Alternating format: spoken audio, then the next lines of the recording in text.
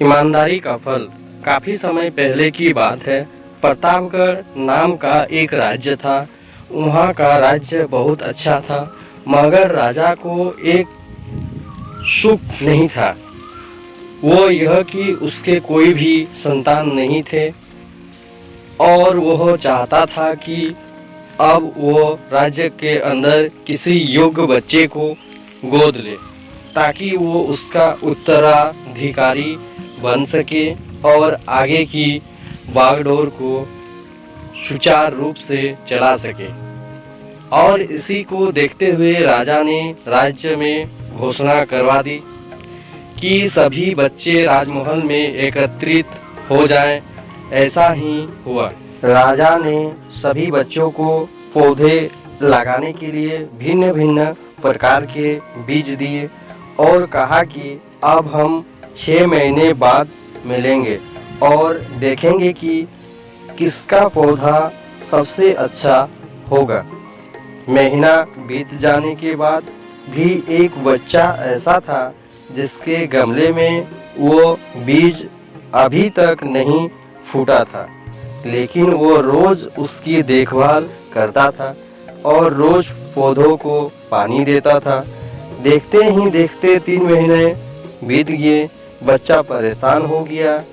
तभी उसकी माँ ने कहा कि बेटा धैर्य रखो, कुछ बीजों को फलने में ज़्यादा वक्त लगता है। और वो पौधे को सींचता रहा। 6 महीने हो गए। राजा के पास जाने का समय आ चुका था, लेकिन वो डरा हुआ था कि सभी बच्चों के गमलों में तो पौधे होंगे और उसका गमला खाली होगा। लेकिन वो बच्चा ईमानदारी था और सारे बच्चे राजमहल में आ चुके थे। कुछ बच्चे जोश से भरे हुए थे क्योंकि उनके अंदर राज्य का उत्तराधिकारी बनने की प्रबल लालसा थी।